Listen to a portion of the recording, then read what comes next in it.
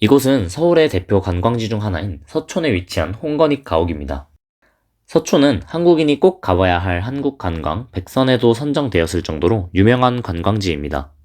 최근 한옥의 가치가 주목받기 시작하며 한옥 보존의 필요성이 강조되면서 홍건익 가옥을 비롯해 여러 한옥이 모인 서촌은 한옥 밀집 지구로 지정되었고, 관광지로 부각되면서 상업시설과 숙박시설이 늘어나기 시작했습니다.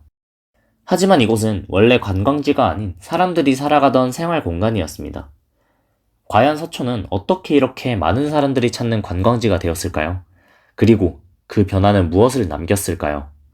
오늘은 고려대학교 지리교육과 전공 선택 과목 관광지리학에서 2026년 3월 24일 진행한 서촌 일대 답사를 통해 젠트리피케이션, 오버투어리즘, 그리고 지속 가능한 관광에 대해 살펴보도록 하겠습니다.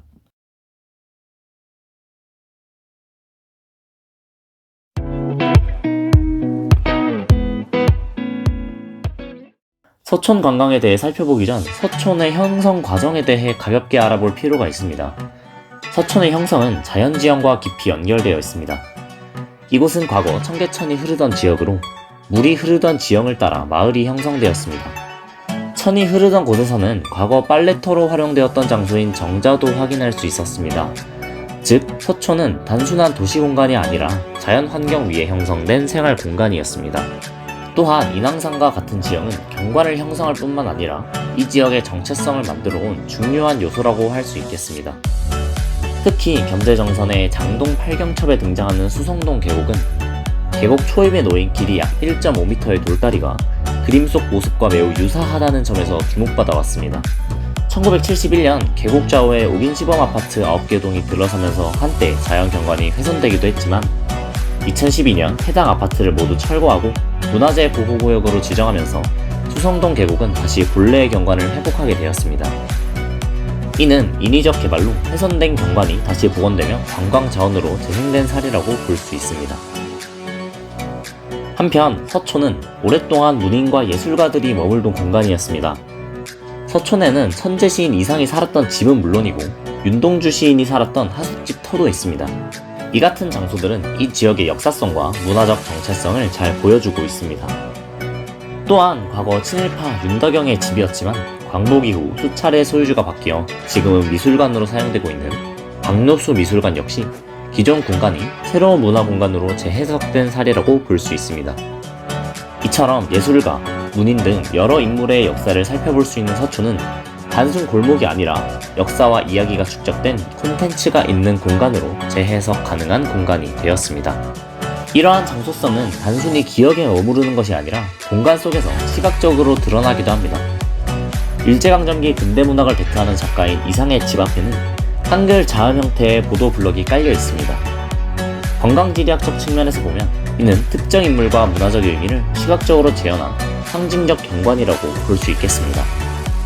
특히 한글 자음이라는 요소는 한글 창제라는 역사적 맥락과도 연결되며 장소의 의미를 다층적으로 확장시키고 있습니다. 이상의 집 바로 앞에는 숙박 공간으로 활용되고 있는 한옥이 한 채 있습니다. 전통 또한 관광 콘텐츠로 변화하고 있는 것입니다. 이제 이러한 변화를 바탕으로 서촌이 어떻게 관광지로 변화해왔는지 본격적으로 살펴보도록 하겠습니다.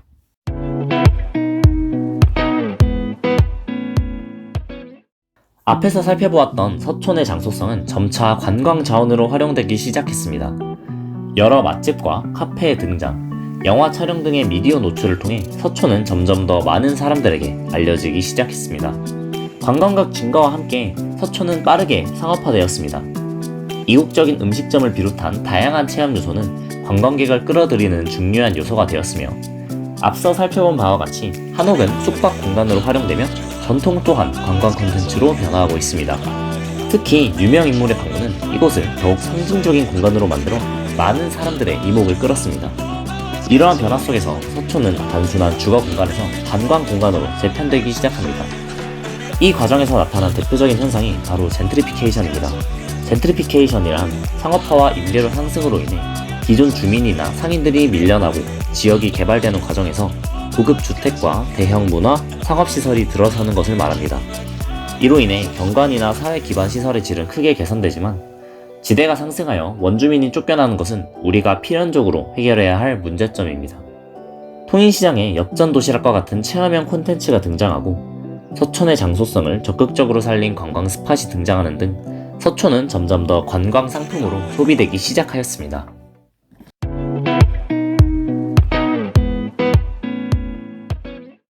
고즈넉한 한옥마을이 핫플레이스가 된 건 과연 누구에게 좋은 일이었을까요?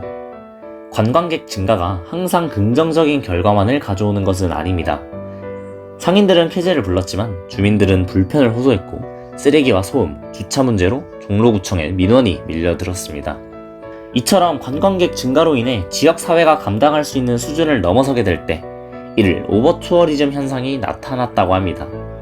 특정 지역에 관광객이 과도하게 집중되면서 환경 훼손, 주민 불편, 그리고 지역 정체성 약화 등의 문제가 발생하게 되는 것입니다.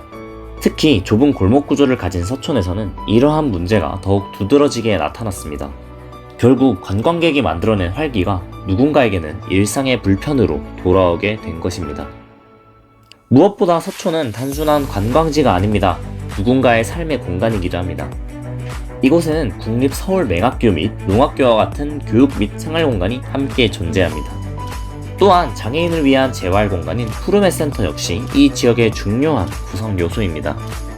이러한 공간들은 관광지와는 다른 돌봄과 생활의 공간입니다. 관광지와 생활공간이 공존하는 문제는 현대 도시관광이 해결해야 할 중요한 과제입니다. 주민 정주권 보호와 관광지로서의 매력, 두 마리 토끼를 잡는 일은 결코 쉽지 않습니다. 그렇다면 서촌은 앞으로 어떤 방향으로 나아가야 할까요? 통인시장처럼 지역과 공존하는 관광은 하나의 중요한 해답이 될 수 있습니다. 관광객과 지역 주민이 함께 공존할 수 있는 방식, 그것이 바로 지속 가능한 관광입니다.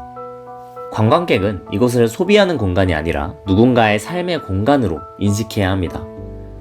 골목에서는 소음을 줄이고 사진 촬영과 방문에서도 최소한의 예의를 지키는 태도가 필요합니다. 또한 지역 차원에서는 관광객 분산과 공간 관리 등을 통해 과도한 집중을 완화하는 노력이 필요합니다. 특정 지역에 사람이 몰리지 않도록 하는 것은 지속 가능성을 위한 중요한 조건일 것입니다.